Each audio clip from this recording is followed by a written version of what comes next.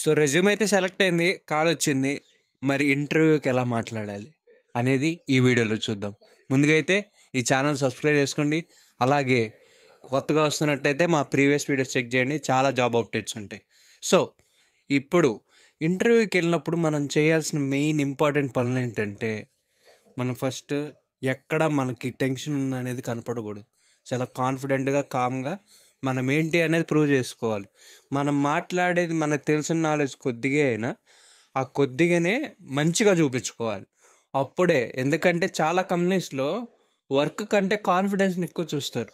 ఎందుకంటే వర్క్ అనేది ఆటోమేటిక్‌గా నేర్చుకోవచ్చు. కానీ కాన్ఫిడెన్స్ అనేది మనిషికి ఆటోమేటిక్‌గా బిల్ట్ ఇన్ అయ్యి ఉండాలి. అప్పుడే ఆ మనిషి అక్కడికొచ్చి వర్క్ చేయగలడు. సో, మన కాన్ఫిడెన్స్‌ని బట్టి, మన వే ఆఫ్ టాకింగ్‌ని బట్టే ఒక హెచ్ఆర్ అనేవాళ్ళు మనల్ని సెలెక్ట్ చేస్తారు. సో, మనకి మెయిన్‌గా ఫోకస్ చేయాల్సింది ఏంటంటే కాన్ఫిడెన్స్. అలాగే మనం వేసుకునే attire and also minimum knowledge of skills.